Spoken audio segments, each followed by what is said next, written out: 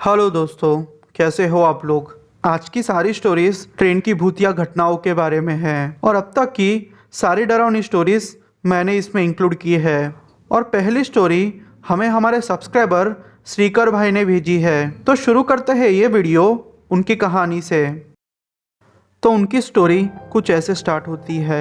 Hello दोस्तों, मेरा नाम पुरुषोत्तम है। मैं पेशे से एक लोको पायलट हूँ। मुझे 9 से 10 साल का ट्रेन चलाने का एक्सपीरियंस है। मेरे सहकर्मी और बाकी लोग मेरे काम से बहुत प्रभावित थे और हाल ही में ही मुझे प्रमोशन मिली थी। मुझे वरिष्ठ लोको निरीक्षक का प्रमोशन मिला था और मेरे पास 2 ऑप्शन ऐसे थे कि लोको पायलट का काम खत्म होते ही ऑफिस में भी मेरा काम होता था। तो मेरे पास चॉइस थी कि मैं 2 काम कर लूँ। मैंने सोचा कि 2 ही काम कर लेता हूँ। वैसे भी ज़्यादा काम नहीं था ऑफिस में। तो हुआ यूँ कि एक बार की बात है, मेरी ड्यूटी लोको पायलट रवि और असिस्टेंट लोको पायलट रूपेश के साथ लगी थी। हमारी ड्यूटी ऐसी लगी थी कि हमें हावड़ा जंक्शन से टाटा नगर की ओर जाना था। हम लोग फिर हमारी ट्रेन में बैठे और फिर टाटा नगर की ओर जाने लगे। बीच में ही घटसेल जंक्शन पे हमें रेड सिग्नल मिला तो हमें हमारी ट्रेन भी रोकनी पड़ी। थोड़े टाइम के बाद जब ग्रीन सिग्नल मिला तो मैंने देखा कि लोको पायलट 3 बार हॉर्न बजा रहे हैं पर अपनी ट्रेन आगे नहीं बढ़ा रहे थे। मैंने जब आगे देखा तो एक लड़की ट्रेन के पटरियों के बीचों बीच खड़ी हुई थी और लगातार हंसे जा रही थी।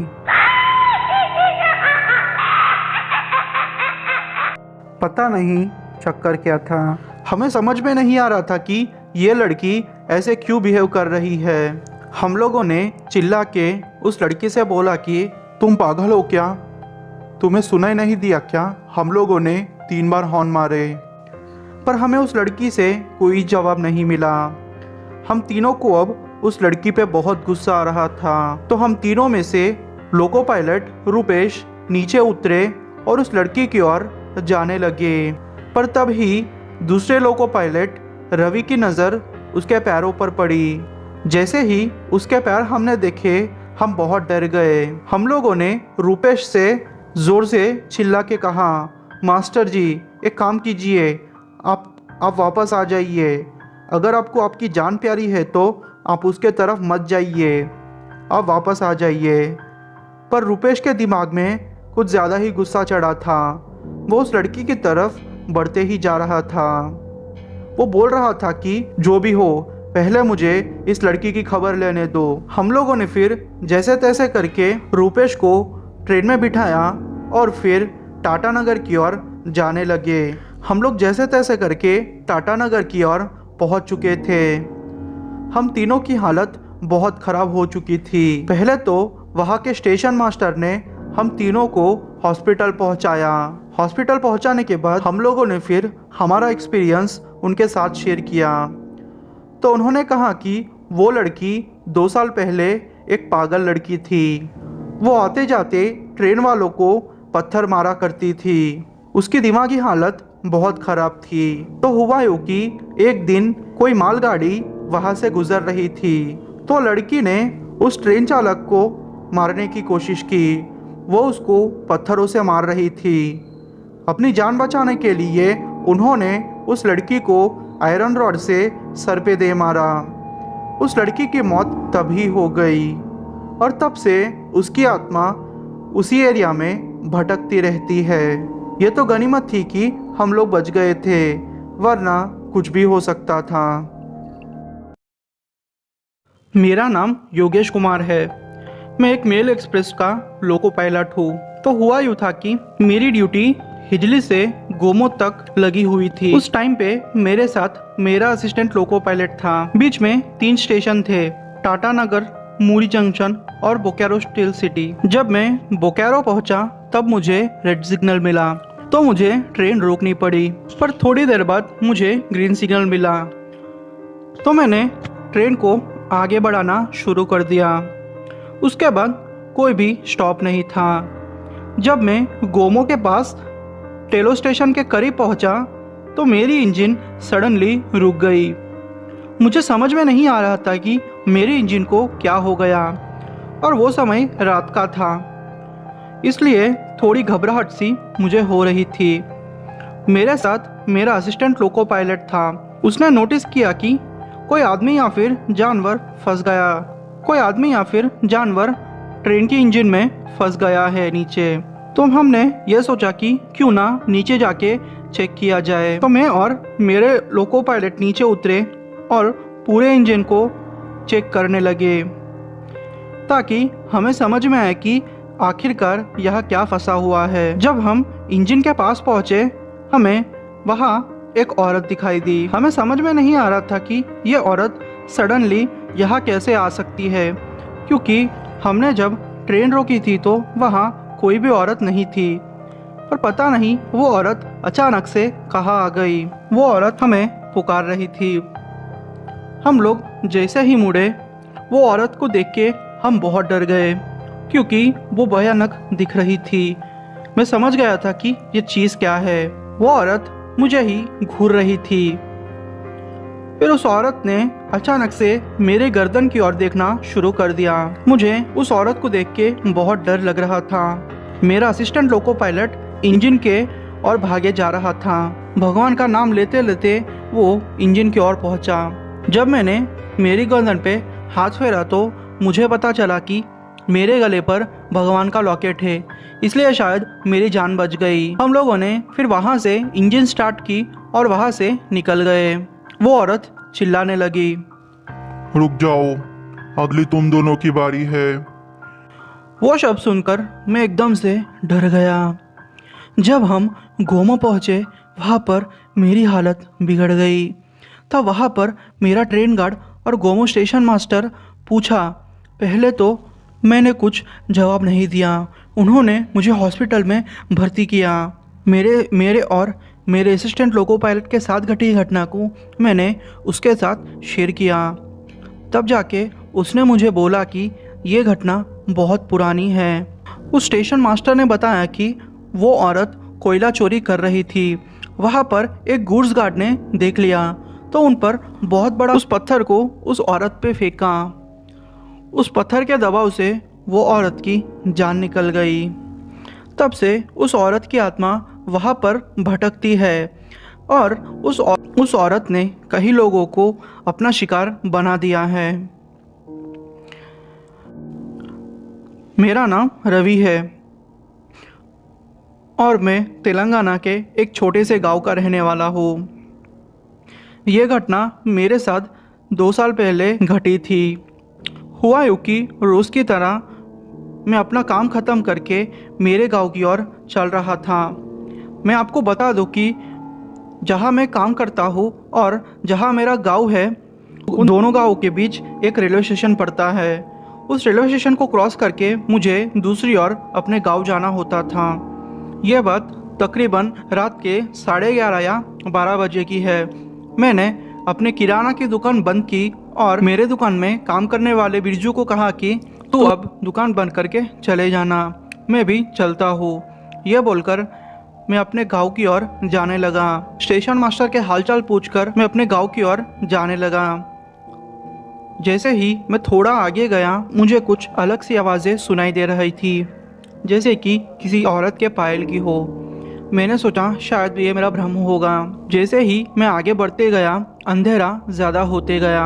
मैंने जब रेलवे फाटक पार करने की कोशिश की तो कोई औरत चिल्ला रही थी। मैं सच में एक पल के लिए डर गया था, क्योंकि वो आवाज़ अगर आप सुनोगे तो आपको भी मेरी तरह डर लग जाएगा। मुझे कुछ भी समझ में नहीं आ रहा था। मुझे थोड़ा थोड़ा शक हो रहा था कि यह चीज़ क्या हो सकती है, पर फिर भी मैं अपने दिमाग को काबू करके आगे ही बढ़ता जा रहा था। जैसे ही मैंने सारे फाटक पार किए, वो औरत अचानक से मेरे सामने आके खड़ी हो गई। मैं आपको बता भी नहीं सकता कि वो औरत कितनी भयानक थी। उसका चेहरा मानो जैसे जल गया था। उसकी सिर्फ लाल लाल आंखें दिख रही थी। सच बोलूँ तो मैं नीचे बैठ गया था और भगवान का नाम लेके आंखें बंद कर दी थी, क्योंकि उस औरत का चेहरा मुझसे देखा ही नहीं गया। 5 या 10 मिनट हुए होंगे कि मुझे ट्रेन की आवाज़ सुनाई दे रही थी। जब जब मैंने मेरी आंखें खोली तो मेरी चारों तरफ सन्नाटा ही सन्नाटा था। मुझे वो औरत कहीं भी नहीं दिखाई दे रही थी, जैसे अचानक से वो औरत गायब हो गई हो। सच बोलूँ तो मेरी हालत ख़राब हो चुकी थी। मुझे उतनी ठंड में भी पसीने आ रहे थे। मेरी तो इतनी भी हिम्मत नहीं हो रही थी कि मैं अपने घर चले जाऊँ। फिर भी मैंने थोड़ी हिम्मत करके घर जाने का तय किया। मैं धीरे धीरे अपने घर पहुंचा और अपने घर वालों को ये सब चीज़ें बताई। तो उन्होंने बोला कि ये पक्का बुरे साय का असर होगा, तुम चिंता मत करो, गंगा जल छिड़को और हनुमान चालीसा पढ़ लो, तुम्हारी तबीयत एकदम से ठीक हो जाएगी। आज की कहानी हमारे ही एक सब्सक्राइबर भाई ने भेजी है। उन्होंने अपना नाम बताने से मना किया है, तो मैं काल्पनिक नाम लेके आपको स्टोरी सुनाऊंगा। तो चलिए सुनते हैं कहानी उनके पॉइंट ऑफ व्यू से। हेलो दोस्तों, मेरा नाम चिंटू है और मैं उत्तर प्रदेश के एक छोटे से गांव का रहने वाला हूँ। ये घटना मेरे साथ 5 साल पहले घटी थी।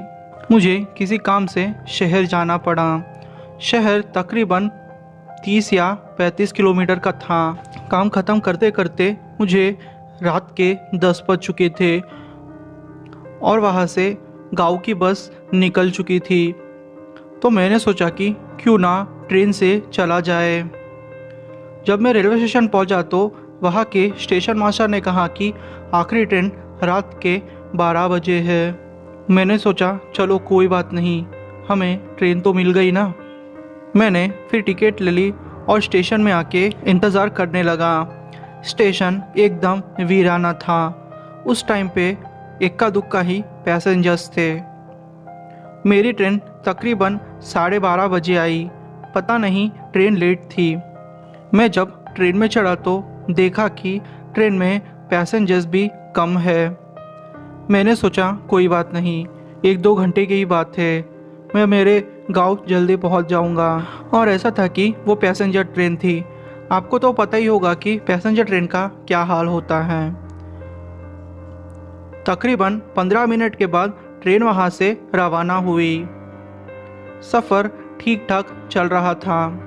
वो सर्दियों के दिन थे, ठंड भी कड़ाके की थी। मैं मेरे साथ कुछ भी गर्म कपड़े नहीं लाया था। मैंने सोचा था कि काम जल्दी ख़त्म करके दिन में ही घर पहुंच जाऊंगा, पर ऐसा नहीं हुआ। ट्रेन धीरे धीरे आगे बढ़ रही थी। जैसे जैसे स्टेशन आ रहे थे, लोग उतरते जा रहे थे। अब मेरा गांव तकरीबन 15 किलोमीटर रह गया था और ट्रेन आके एक स्टेशन पे रुक गई। उस स्टेशन पे सारे लोग उतर गए। मैं भी उतर के देखने लगा कि कोई है या नहीं मेरे बाजू वाली बोगी में। मैं फिर मेरे आगे वाली बोगी और पीछे वाली बोगी को चेक करने लगा।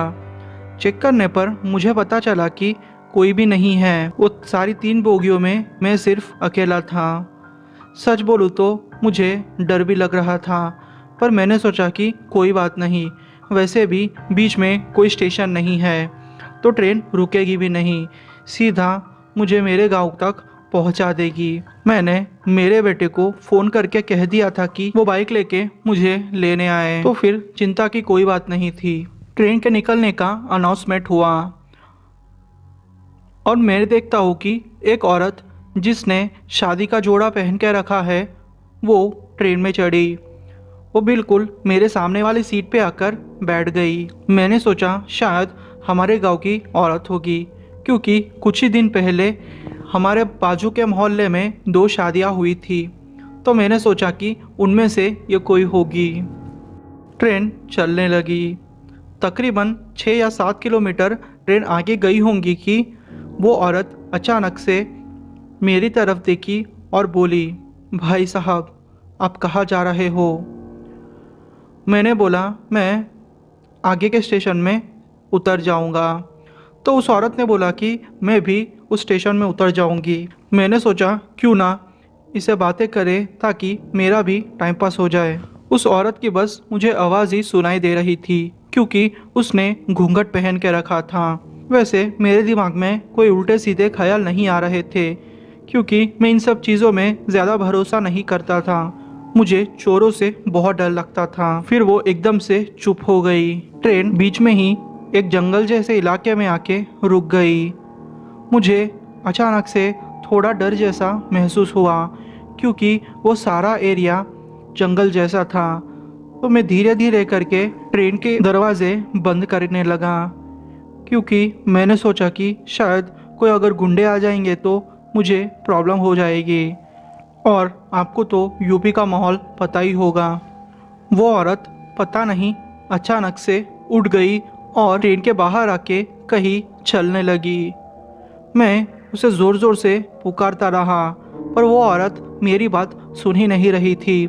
मुझे एक पल के लिए लगा कि पक्का ये औरत नींद में ही चल रही है, और जिस तरह से वो बात कर रही थी वो अच्छे घर की लग रही थी। तो मैंने सोचा कि मैं इसकी मदद कर देता हूँ, वरना ये कोई मुसीबत में पड़ जाएगी। तो मैं उस औरत को पुकारते पुकारते उसके पीछे भागने लगा, सोचा कि अगर ट्रेन स्टार्ट हो गई तो मैं कोई ना कोई बोगी में चढ़ जाऊंगा, क्योंकि वो औरत ट्रेन के पीछे की तरफ जा रही थी और मेरे पीछे तकरीबन 6 या 7 बोगियाँ थी। तो टेंशन की कोई बात नहीं थी। पर अचानक से वो औरत जंगल के अंदर जाने लगी। मैं भी भागते भागते उस औरत के पीछे जंगल के अंदर चला गया। मैंने सोचा कि कोई बात नहीं, वैसे ही 6-7 किलोमीटर का रास्ता है, पहले इस औरत को बचा लूँ। फिर मैं उस औरत के पीछे भागने लगा।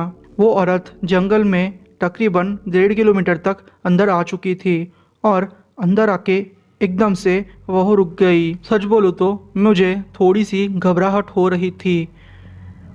फिर मैंने बोला, बहन जी आप यहाँ क्यों आ गई बहन जी? पर फिर भी वो औरत कोई जवाब नहीं दे रही थी।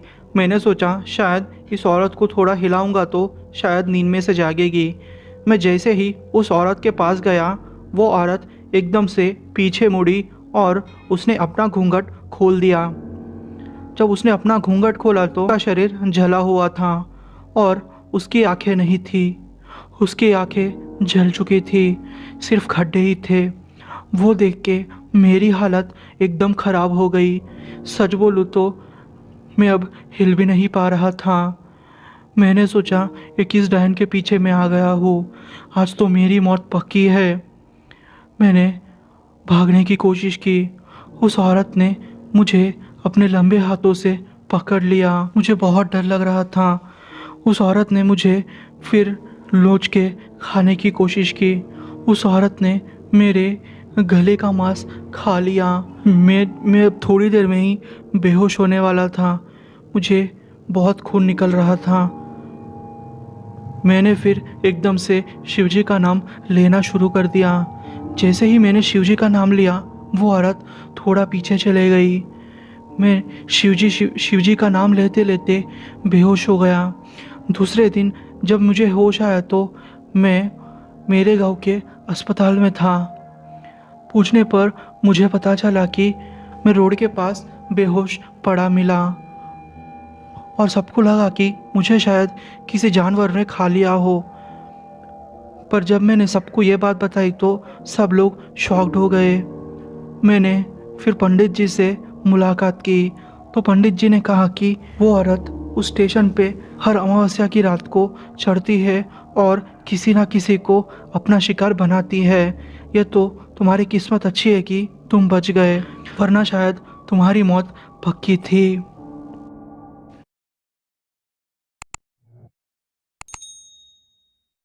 बिहार के रहने वाले सूरज अपने साथ घटी इस भयानक घटना को बताने जा रहे हैं। मेरी उम्र 25 साल की है और मेरी ग्रेजुएशन की पढ़ाई पूरी हो चुकी थी, इसलिए मुझे उस दिन दिल्ली किसी काम से जाना था। तारीख थी 22 मार्च 2011। जाने के 2 दिन पहले से ही सारा सामान पैक कर लिया था। 22 मार्च 11 बजे रात को मेरी ट्रेन थी। मुझे अकेले ही जाना था, इसलिए मैं 22 मार्च को शाम में बिहार शरीफ से पटना के लिए बस से रवाना हो गया, क्योंकि पटना स्टेशन से ही मेरी गाड़ी चलने वाली थी और मैं स्टेशन पहुंचकर ट्रेन आने का इंतज़ार कर रहा था। पटना तो मैं ट्रेन आने के 2 घंटे पहले ही पहुंच चुका था। 1 घंटा तो मैंने इधर उधर घूमकर काट लिया। फिर मैं स्टेशन में ही आ गया 1 घंटे के अंदर। मेरे पास एक बड़ा सा बैग था जिसमें खाने पीने का भी सामान था। जब गाड़ी आने में लेट थी तो मैं स्टेशन के बाहर पार्किंग की ओर घूमने के इरादे चला गया। भारी बैग मेरे पीठ पर एक बड़े बोझ के जैसा लग रहा था। पार्किंग की तरफ मुझे घूमते हुए मेरी नज़र दूर अंधेरे कोने में बैठी एक औरत पर पड़ी। उसके हाथ में मैंने एक कटोरा देखा। मुझे लगा शायद भीख मांग रही होगी। फिर मुझे लगा यह औरत अंधेरे कोने में ऐसी क्या भीख मांग रही होगी। वो गंदे मैल कुचले कपड़ों में थी। उसकी हालत देखकर मुझे उस पर दया आ गई और मैं उसे कुछ पैसे देने के इरादे से उसकी ओर चला गया।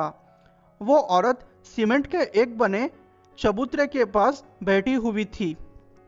मुझे चबूतरे के उस ओर घूमकर जाना पड़ा। जैसे ही मैं उस ओर गया तो मैंने देखा कि वो औरत वहाँ पर नहीं है। मैं एकदम से चौंक गया।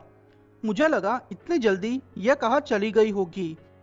अभी तो एक अपाहिज की तरह यहाँ पड़ी हुई थी, पता नहीं कहाँ गई होगी। मैं यही सोच रहा था कि अचानक से मेरी ट्रेन आने की आवाज़ मेरे कानों तक पहुँची और मैं दौड़कर वहाँ पहुँचा। मैंने एसी बोगी में सीट रिजर्व करवाया था और मैं खिड़की की तरफ बैठा हुआ था। ट्रेन में तो थोड़ी देर के लिए अफरा तफरी थी, लेकिन थोड़ी देर के बाद ही सब कुछ ठीक हो गया। ट्रेन तक भागकर आने से मेरा गला सूखने लगा था, इसलिए मेरे बैग में पड़ी पानी की बोतल को लेकर मैंने पानी पीना शुरू कर दिया। मैंने कुछ पानी की घुट पी ली और इसी बीच ट्रेन कुछ मिनटों में चलने लगी। मैं लेफ्ट साइड की खिड़की की तरफ था, लेकिन मेरे बगल की सीट अभी भी खाली ही पड़ी थी। वहाँ 10 मिनट तक कोई भी बैठने नहीं आया था। कुछ देर बाद मैंने देखा कि टीटी अपने साथ एक औरत को लाया और उसे मेरी बगल वाली सीट पर बिठा दिया। मैं खिड़की की तरफ बैठा हुआ था और शीशे से बाहर गुजरते हुए पेड़ों को देख रहा था। अंदर एसी बोगी में काफ़ी शांति का माहौल था और अब रात के तकरीबन 12 से ज़्यादा बज चुके थे, इसलिए मुझे अब नींद भी आ रही थी। रह रहकर मेरी पलकें बंद हो रही थी। मैंने एक नज़र अपने बगल में बैठी उस औरत पर डाली। मैंने देखा कि जिस तरह उसे बिठाया गया था वो एकदम मूर्ति की तरह वैसे ही उस तरह से ही बैठी हुई थी और सामने एक साधी नज़र से कुछ देख रही थी। उसकी यह हरकत देखकर मुझे थोड़ा अजीब लगा। फिर मैं उस पर उतना ध्यान नहीं दिया और सोने को चले गया। आंख लगे बस कुछ ही मिनट हुए थे कि अचानक मुझे लगा कि कोई सपने में मुझे धक्का देकर उठा दिया हो। मैं चौंक कर उठ गया और तुरंत घड़ी में देखने लगा। रात के 2 बज रहे थे। सपने के कारण मैं थोड़ा घबरा सा गया था, इसलिए मैं बाथरूम की ओर चल पड़ा थोड़ा फ्रेश होने के लिए। रात के अब 2:30 बज रहे थे। सभी लोग सोए हुए थे ट्रेन में। मैं बाथरूम से आकर अपनी सीट की ओर जाने लगा। वहां पहुंचकर मैंने देखा कि वो औरत मेरी सीट पर बैठी हुई है। मैंने उस औरत से कहा, देखिए मेरी सीट है ये, आप अपनी सीट पर बैठ जाइए और मुझे अपनी सीट पर बैठने दीजिए। पहले तो वो औरत सामने की ओर देख रही थी, लेकिन जैसे ही मैंने ये बात कही वो औरत एक अजीब नज़रों से मेरी ओर देखने लगी। मैंने उसकी आंखें देखी। उसकी आंखों की पुतलियां एकदम फैली हुई थी। नींद की एक झलक भी उसकी आंखों में नहीं दिख रही थी। उसकी आंखें बहुत ही डरावनी दिख रही थी। मैं 2-4 बार उससे वहां से हटने के लिए कहा, लेकिन वो कुछ नहीं सुनी और वहीं बैठी रही। फिर मैंने उससे कुछ नहीं कहा और उसके सीट पर बैठ गया। मुझे उस पर गुस्सा तो आ रहा था, लेकिन मैं कुछ नहीं कर सकता था। अगर मैं उसे कुछ कहता तो वो शोर शराबे में ट्रेन में बाकी सब लोगों को जगह दी थी। इस कारण मैं उसे कुछ नहीं कह पाया। कुछ ही देर बाद मुझे फिर से नींद आने लगी और मैं सो गया। मैं नींद में ही था कि अचानक मेरी नाकों तक एक अजीब सी खुशबू आई और देखते ही मेरी नींद खुल गई। मुझे लगा इतनी देर से तो कोई खुशबू नहीं आ रही थी, पर अचानक से ये खुशबू कहाँ से आई। मैंने इधर उधर नज़र घुमाया पर मुझे कहीं कोई नहीं दिखा और थोड़ी देर के अंदर वो खुशबू बिल्कुल गायब हो गई। मुझे थोड़ा अजीब सा लगा, पर मैंने अपने बगल में बैठे फिर उस औरत पर नज़र डाली। रात के 3 बज रहे थे। अभी तक उस औरत की आंखों में नींद नहीं थी। उसका चेहरा एकदम अजीब था। पता नहीं, एकदम लाल हो चुका था उसका चेहरा। उसे देखकर मेरे रोंगटे खड़े हो गए। कुछ ही देर में मैंने देखा कि वो औरत अपने सीट से उठी और बाहर गेट की ओर जाने लगी। मेरा मतलब ट्रेन के दरवाजे तक जाने लगी।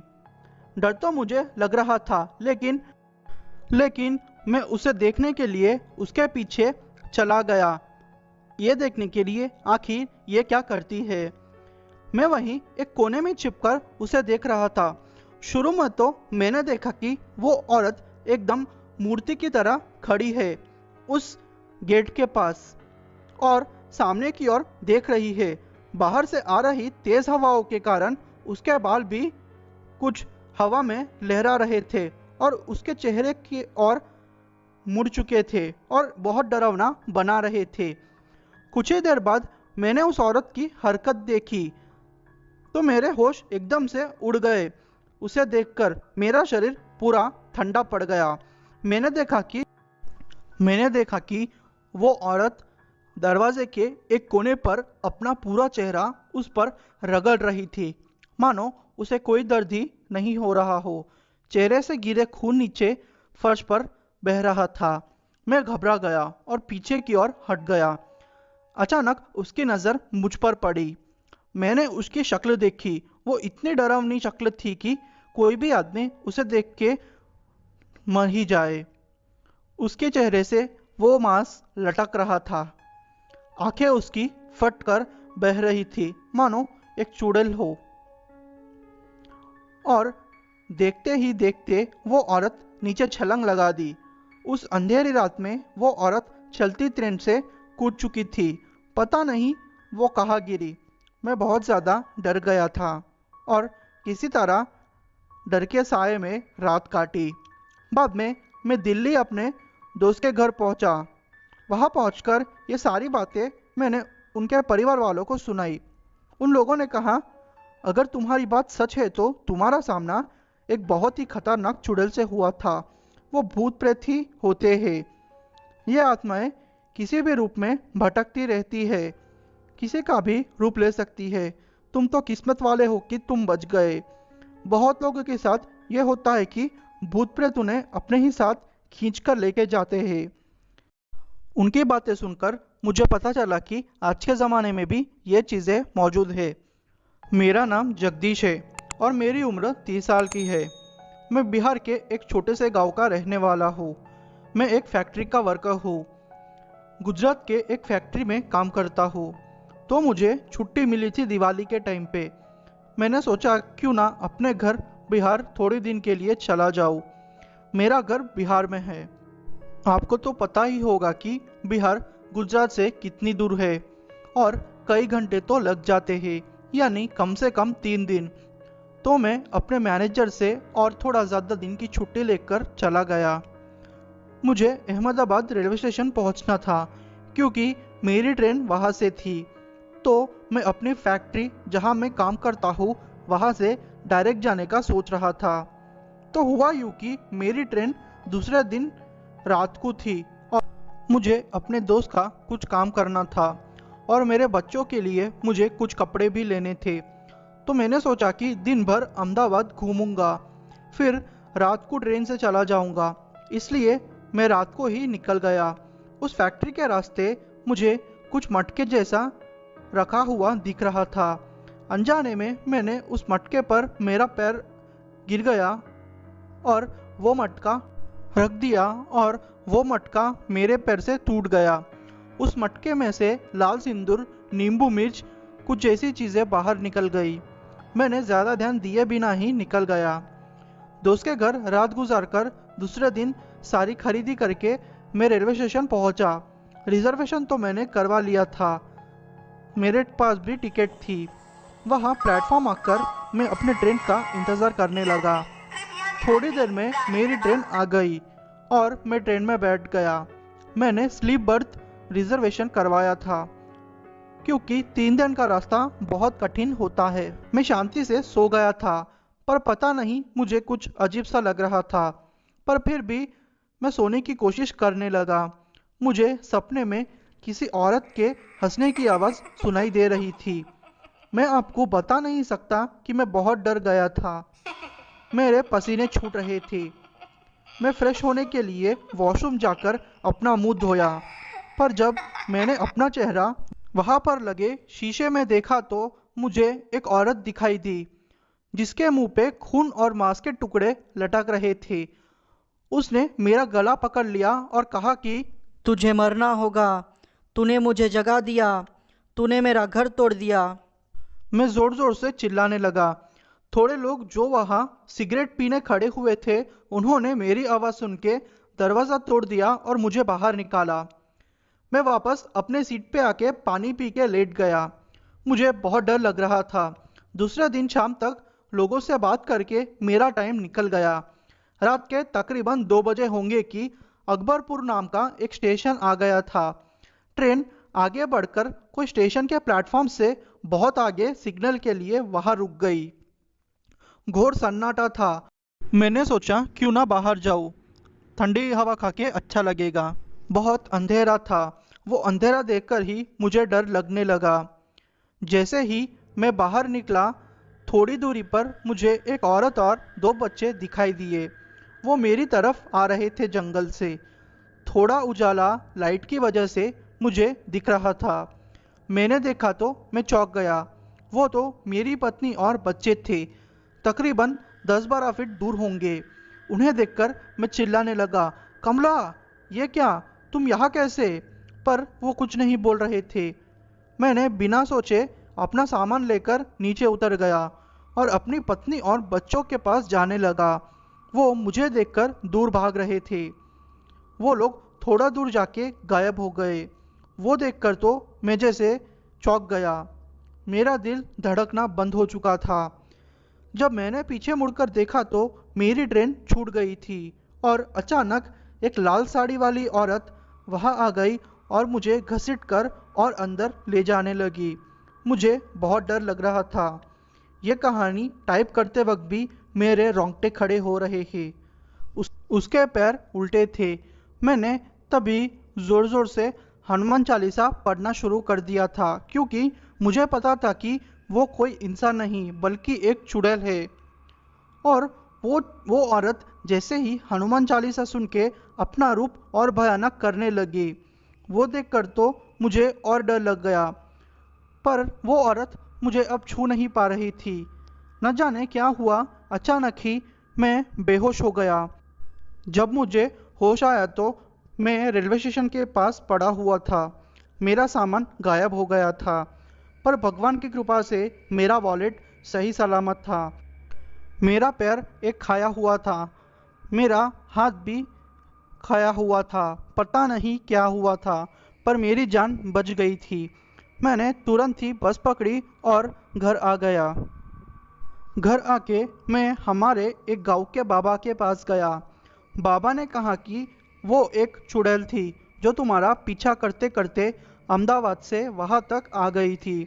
तुमने एक मटकी तोड़ी थी जिसमें चुड़ैल को उतारा गया था किसी ने, यानी कोई प्रसिद्ध बाबा ने उस चुड़ैल को उसमें कैद कर दिया था। तो वो गुस्सा हो गई थी। तुम नसीब वाले हो कि तुम जिंदा हो। बाबा ने मुझे एक तावीज़ दिया और कहा कि इसे कभी मत उतारना वरना मारे जाओगे।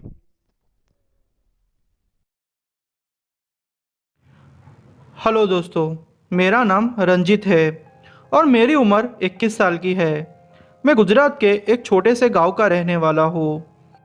ये घटना हमारे साथ गर्मियों की छुट्टी में घटी थी। मेरा एक दोस्त था, उसका नाम हितेश था।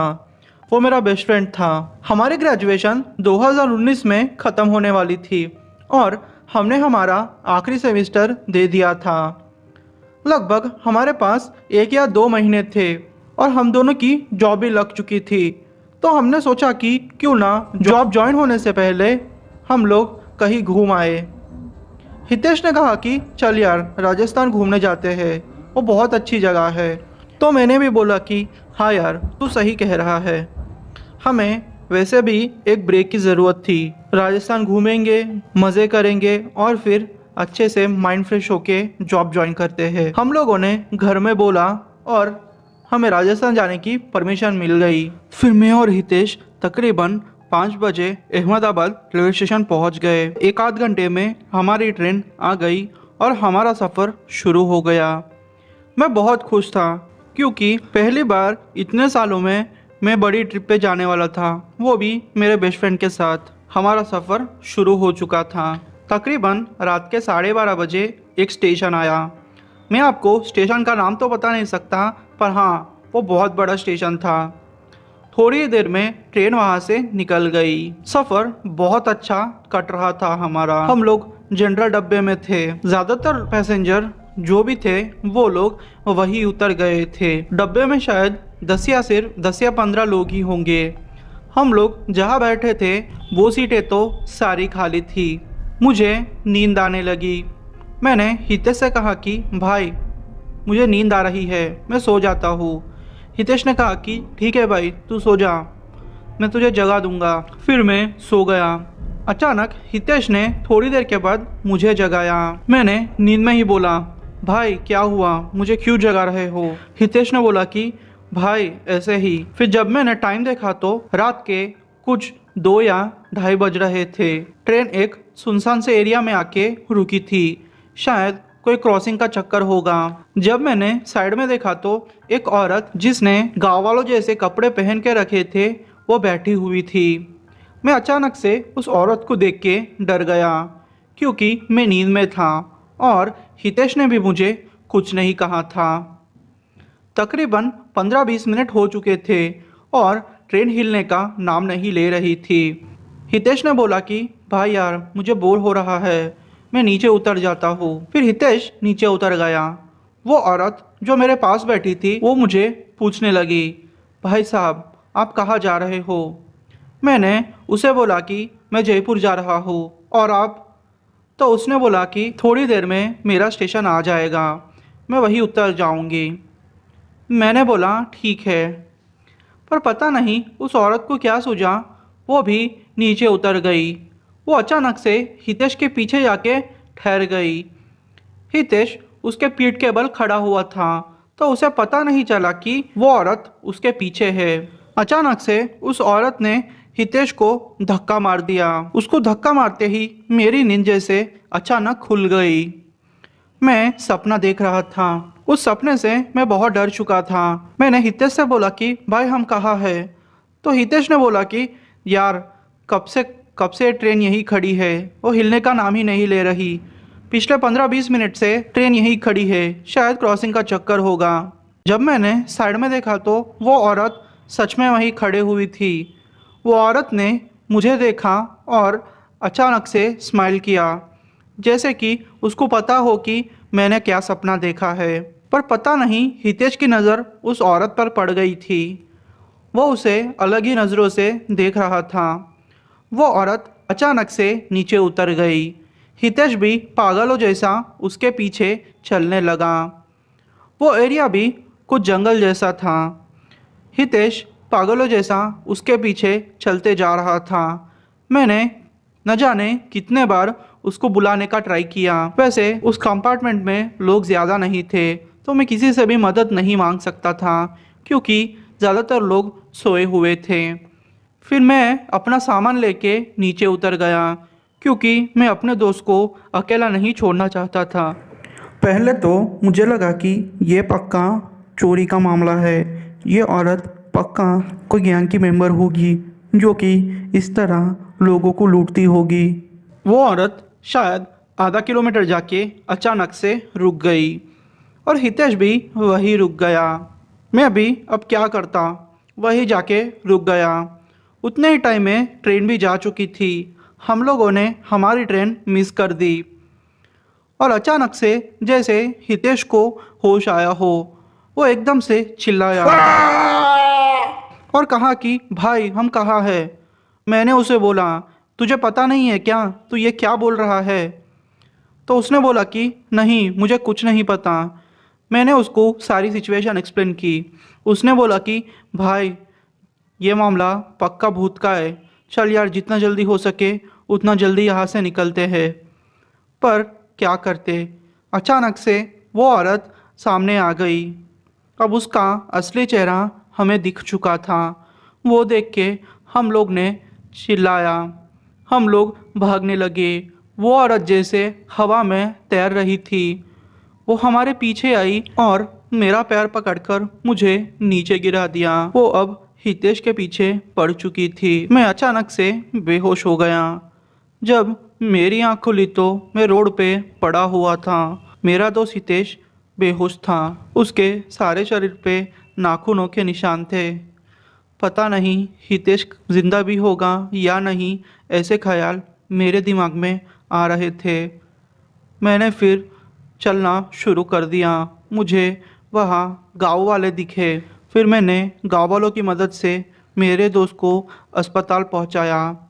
वहाँ जाके फिर मैंने गांव वालों से बात की तो उन्होंने कहा कि यहाँ एक औरत मर गई थी। वो हमेशा किसी न किसी को ऐसे ही सताती रहती है।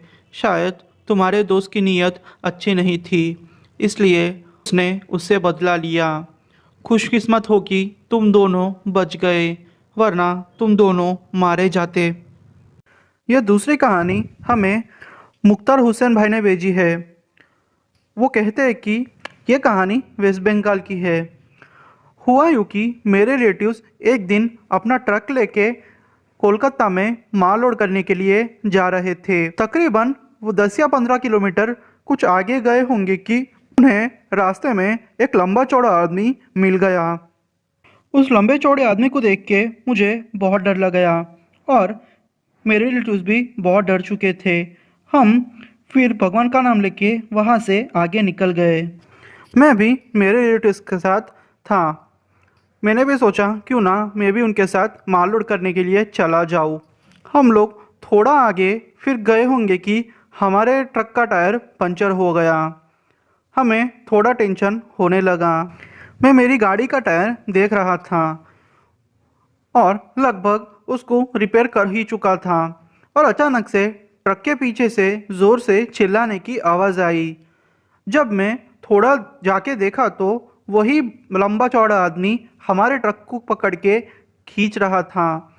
हमने ट्रक चालू करके एक्सीलरेटर ज़ोर से दबा दिया, पर फिर भी ट्रक जाने का नाम ही नहीं ले रही थी। हम लोग बहुत डर चुके थे। वो सिचुएशन देख के मुझे तो बहुत ही डर लग रहा था। मैंने सोचा आज तो हम मारे जाएंगे, पर फिर भी भगवान की कृपा से हम लोग वहाँ से निकल गए। फिर थोड़ा आगे जाके हमको एक ढाबा मिल गया। हमने वहाँ ढाबे वाले से बात की तो हमें पता चला कि उस रोड पर बहुत सारे लोगों का एक्सीडेंट हो गया है और कभी ना कभी वो लोगों की आत्माएं ऐसे दूसरे पैसेंजर्स को सताती है और उनको मारने की कोशिश करती है।